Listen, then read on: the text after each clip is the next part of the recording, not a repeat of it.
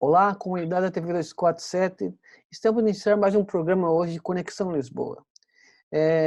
Como todos sabem, sou Carlos Ortman, sou correspondente aqui em Portugal e nesse momento de calamidade pública, de crise, estamos procurando encontrar pessoas que possam falar um pouco mais sobre a nossa realidade, estão mais próximas, digamos, do pico do coronavírus. E hoje temos uma brasileira que vive em Bolônia, Mariana Navarro. Tudo bem consigo? Olá, tudo bem, pessoal? Boa tarde. Obrigado por poder falar um pouco conosco e também nos tentar relatar um pouco de como tem sido a realidade italiana, que, para o conhecimento de todos, digamos, é o pior momento fora da China, é na Itália. Queria começar a perguntar para si onde vive exatamente e pode nos relatar um pouco como está a situação aí na Itália? Sim, eu vivo em Bolonha, que é uma cidade que fica no norte da Itália. O norte da Itália foi a região mais afetada pela epidemia do coronavírus.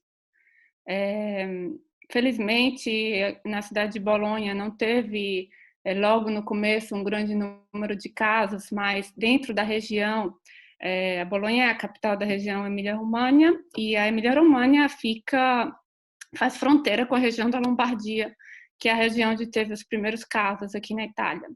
Então, começou -se a difundir muito rápido os casos e daí, dia após dia, o governo foi tomando medidas cada vez mais restritivas e atualmente a gente se encontra em isolamento, né? Toda a população está praticamente de quarentena, e estamos em casa, sem poder se locomover. A gente só pode se locomover realmente para questões de urgência, né? Então, os trabalhos que realmente não pode parar, como serviços de saúde, os supermercados, as farmácias, esses estão abertos, e as pessoas que trabalham, que fazem uma atividade ligada a esses serviços fundamentais continuam trabalhando. Então, essas pessoas podem se deslocar. Se a gente se deslocar, a gente tem que, de todo modo, comprovar a necessidade do deslocamento. Então, a gente tem que andar com o que eles chamam aqui de autocertificação. Então, o governo disponibilizou um modelo e a gente tem que ter isso no bolso, porque se a gente for parado na rua, a gente tem que apresentar e justificar o motivo da gente estar na rua, né? E é isso, a gente está saindo realmente só para o essencial, tentando evitar o máximo de estar fora e de ter contatos. Exato. Mariana, mas quando realmente vocês perceberam o tamanho dessa gravidade da situação? Porque, pelo que eu pude acompanhar pela comunicação social, pela mídia italiana também, no começo os italianos não levaram muito a sério que realmente tinha um risco de transmissão, mas quando realmente você, eu sei que seu companheiro é médico, eu não sei exatamente onde ele trabalha, se pudesse nos contar como que foi realmente perceber que a situação era muito mais grave do que se imaginava? Então, aqui esse primeiro que eles chamam de focolaio, né, o primeiro foco, surgiu no dia 22 de fevereiro. Então, dia 22 de fevereiro começou a acender a luz vermelha aqui na Itália, né? Até então se falava um pouco de coronavírus, um pouco a gente acompanhava a China. Tinha o caso de 2 turistas chineses que estavam em Roma e que tinham sido diagnosticados com coronavírus, mas tinham sido isolados, e coronavírus parecia ser restrito aqui na Itália a esses 2 turistas chineses que estavam na China ou que estavam em Roma e que estavam isolados. A partir do dia 22, foi detectado um foco no norte da Itália, e dali já tinha começado uma transmissão comunitária, ou seja, já não era mais ligada a turistas que vinham da China e que traziam o vírus, já era uma transmissão que eles chamam de transmissão local. No dia 23 de fevereiro, o governo fez um decreto fechando as escolas. Então, ali a gente já começou, né, nas primeiras mudanças, já começou a sentir um pouco de preocupação. A coisa ficou mais complicada, e aí eu acho que as pessoas realmente ficaram com medo, foi no dia 8 de fevereiro, ou no dia 8 de março, desculpa, que foi quando o governo fechou, fez o que eles chamavam de zona vermelha, né, que foi essas regiões As críticas? mais críticas, com maior número de casos. Depois que o governo fechou, as pessoas começaram a ficar com medo e começaram a se deslocar para outras regiões, com medo de ficarem presas, né? E quando o governo viu que a população estava fazendo isso, resolveu estender para toda a Itália, como área crítica, e a partir do dia 9 de fevereiro proibiu os deslocamentos. Então, acho que a partir do dia 9 de fevereiro, ou fevereiro não, desculpa, março, Mas no dia 9 de março, acho que as pessoas entenderam que a situação era bem crítica. Tanto é que começaram a ir de corrida para os supermercados começaram a ficar vazios, as pessoas começaram a estocar coisa em casa. E aí muita gente começou a fazer a campanha de eu fico em casa, né, que em italiano io resto a casa, que talvez uma semana atrás era muita gente dizendo é alarmismo, é invenção, não é bem assim. Uma semana depois o cenário mudou, né? E aí foi engraçado porque, inclusive, muita gente que se expôs, que foi para a internet, que publicou coisa dizendo é alarmismo, vamos para a rua, vamos combater o medo. Uma semana depois estava todo mundo fazendo a campanha ao contrário, fique em casa, porque viram que o número de casos estava crescendo numa evolução que desenfreada, se as pessoas não ficassem em casa, iam crescer mais. As pessoas começaram a ver que tinha um vizinho, que tinha um amigo, que tinha um parente que estava sendo internado, que estava em situação grave. As pessoas começaram a sentir que a situação estava perto delas, né? Que não era mais uma situação que estava distante, era uma situação que estava no dia a dia. Então, nesse sentido, o governo tomou somente a medida de fechar o país, tentar colocar toda a gente em isolamento. E em termos de medidas hospitalares, criar hospitais de campanha, como tem sido essa questão mesmo de cuidar das pessoas, que eu acho que tem sido um ponto muito crítico, né? Como tem sido, você tem alguma informação nesse sentido? Aqui começou a ter uns investimentos maiores na área de saúde. Então, os profissionais de saúde, a primeira medida foi tirar as férias dos profissionais de saúde, né? Então, os profissionais de saúde não podiam tirar férias nesse momento crítico. Depois começaram a chamar mais profissionais de saúde, inclusive começaram a chamar os profissionais que já estavam aposentados, começaram a fazer editais, inclusive médicos que ainda não tinham terminado a especialização, que normalmente aqui só pode trabalhar depois que terminar a especialização, e eles começaram a abrir mais, né, para poder aumentar o contingente de profissionais de saúde. Começaram também a fazer medidas para aumentar o número de leitos nas UTIs.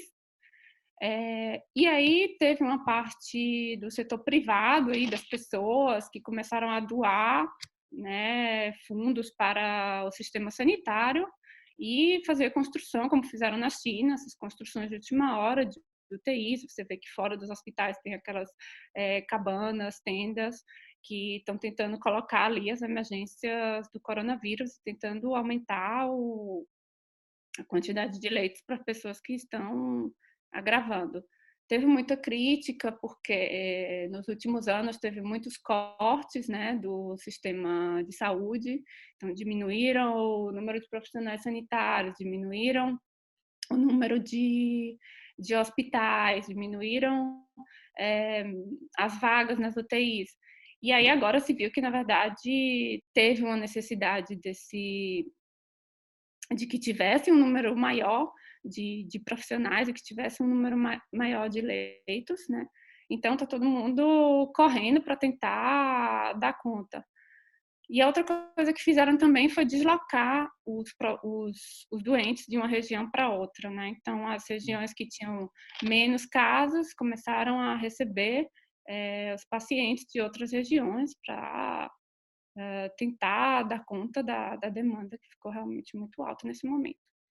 Pergunto, tem alguma informação exatamente na questão da idade? Porque pelo que eu me pude me informar, muitos hospitais aí mais no norte da Itália, onde a situação é mesmo calamitosa, estão mandando pessoas com mais de 80 anos para casa. Pelo que eu percebi, é isso a informação.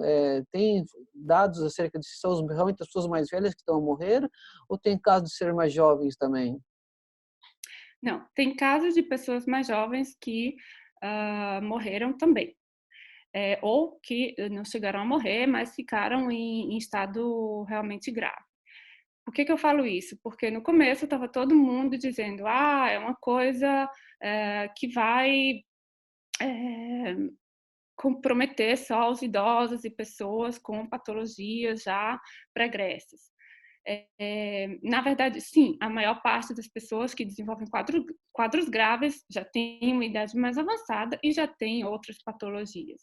Mas isso não significa que os jovens estejam livres de apresentar casos graves também. Teve o caso aqui de um rapaz de 38 anos, que inclusive era atleta, então super saudável, esportista, e ele ficou cerca de 2 semanas na UTI, né, sem conseguir respirar, respirando só com a ajuda de ventilador, de ventilação Mecânica. mecânica. E teve outros casos também, né? Teve um caso recente de um socorredor de 45 anos que infelizmente faleceu. Então, pode acontecer que sejam jovens também, inclusive os jovens era o grupo mais cético, né? Era o grupo que, mesmo quando o governo começou a dar as indicações, fique em casa, esse grupo ainda saía porque queria encontrar os amigos, porque ficava cansado de ficar em casa, porque, enfim, não está indo para a escola, então ficava entediado e dizia, não, vamos sair, e, enfim, aquele velho discurso que é alarmismo, que é histeria. E, na verdade, é um grupo que também é a risco e pode também ser um grupo que transmite a doença para os idosos, né? Porque depois eles vão para casa, muitas vezes são portadores assintomáticos do vírus, mas entram em contato com um avô ou com outro idoso na família e leva o vírus para o idoso, que aí é uma população sensível que desenvolve muitas vezes o caso mais grave. Então, precisa que os jovens também fiquem em casa e sigam as medidas de isolamento social, sim. Na questão fica basicamente o que está funcionando na Itália hoje, não sei se parece um pouco com Portugal nesse momento, o que funciona são farmácias e mercados, basicamente isso está funcionando na Itália, mercearias? Sim, basicamente isso, são os mercados, as mercearias, também aqueles como chama, postos de gasolina, Uhum. algumas fábricas estão funcionando, e transporte muito pouco, mas alguma coisa ainda está Uhum. funcionando. Mas, sim, basicamente, estabelecimentos que vendem gêneros alimentícios, farmácias e hospitais. Queria falar um pouco sobre o Brasil, agora somos brasileiros. No Brasil, as pessoas, de um modo geral, agora talvez começou as pessoas a acordarem um pouco para a gravidade da situação, tanto que esse presidente neofascista, domingo, incitou manifestações para que as pessoas fossem à rua pedir o fechamento do Congresso, pedir o fechamento do STF. Pergunto, você que está vivendo no pico do furacão ainda do coronavírus, que mensagem poderia deixar para a nossa comunidade aqui da TV 247, que grande parte são brasileiros, para que realmente não repitam os erros que certos italianos cometeram e que certos lugares do mundo também têm vindo a cometer? Se puder dar um recado, relatar um caráter mais pessoal para o povo brasileiro, seria muito interessante. Então, a atitude do presidente nessa manifestação foi uma atitude extremamente responsável, extremamente reprovatória. O chefe da nação é o primeiro que tem que dar o exemplo, né?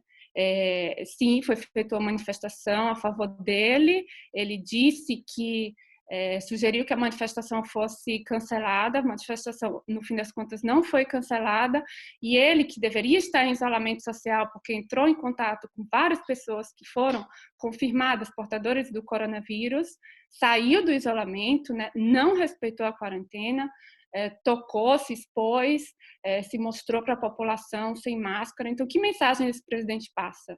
passou a mensagem de que está tudo bem, ninguém tem que se preocupar, vão mesmo para a rua, vão fazer aglomerados. E eu repito, aqui na Itália, as pessoas no começo estavam assim, a gente chegou na situação que chegou. Não repitam o que aconteceu aqui. Sejam inteligentes de observar o que está acontecendo no mundo, analisar de modo crítico a situação e tomar as devidas precauções.